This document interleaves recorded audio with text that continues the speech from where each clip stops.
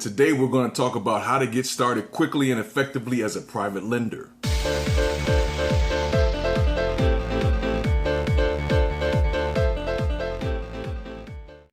there, Alvin here from Lee Equities, a real estate investing company in Metro Detroit. We rehab properties in the surrounding suburbs of Detroit. As of today in 2015, we've been rehabbing properties for about 8 years now. And as a company, we work with our fair share of private lenders on our rehab deals. So I just wanted to share some steps that can help you get started right if you're looking at starting out as a private lender. Now, the first thing you want to figure out is how much money you're going to need to lend. Doing anything before you take this initial step can be a complete waste of time. Figure out how much you need. You have multiple options. For one, you could just ask people active in the field right now, like for example, wholesalers and active rehabbers. You can find these people at local RIA meetings, local meetup.com meetings that are real estate related. That's assuming you plan on lending on deals in your local marketplace. You might also want to try a realtor, but preferably someone a realtor that also invests in some capacity. You can also figure this out on your own. First, you can identify the city and area you plan on investing in, then figure out what the local bread and butter houses, how much they're going for on the retail market. Now, by bread and butter, I mean the neighborhoods and the types of houses that first-time home buyers tend to want to buy. Like for example, in most, if not all of Metro Detroit, these homes have 3 to 4 bedrooms and have 2 to 3 bathrooms. I'm assuming it's probably something similar in your own local marketplace. Now, let's say you find that most bread and butter houses are selling for $100,000 on the retail market. Subtract 30% from that number, and that's going to give you a good idea of the amount of money you're going to need to lend privately on rehab deals in your area. So in this example, it would be safe to say that you would need around $70,000. Now, why did I have you subtract 30%? Because in this business, a general rule of thumb is that you never want to exceed a 70% loan to value ratio. In fact, in our business, when possible, we try to stay at 65% or below, actually. This is because it gives us just a little bit more space to drop the price if necessary in order to sell it on the retail market. Sometimes dropping the price will help the property sell faster. Now, let's move on to step 2.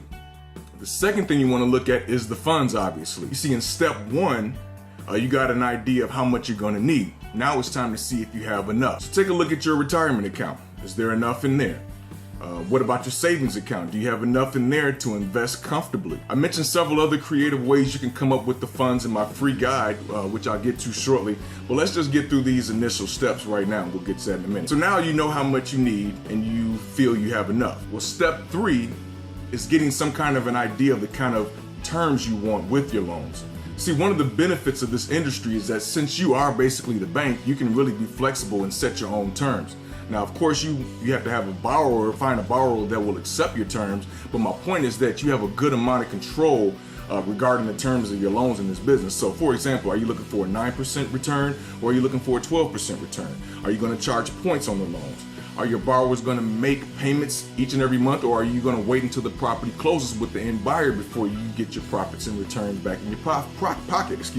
Or is that something you're willing to negotiate on?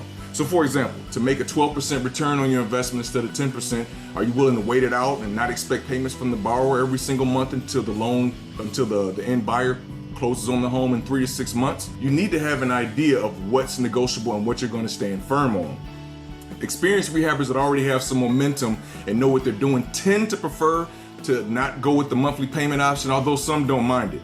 Expecting monthly payments from experienced rehabbers may be something you have to give in on if you're looking to work with experienced rehabbers, but not necessarily. I'm sure there's some that don't mind it.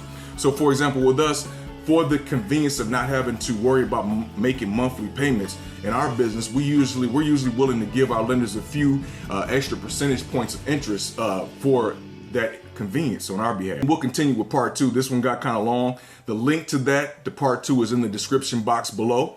Also, as I alluded to earlier, I made a really comprehensive guide on getting started in private lending called How to Make Money Without Doing Anything in Real Estate. And you can get your hands on that as a free gift from me to you by going to www.leeequities.com/profits. And there's a link to that page as well in the description box below. And after you grab that copy of that manual, meet me over at part 2 of this series and we'll finish up. With that, this is Alvin with Lee Equities. Happy investing, and we'll talk to you soon.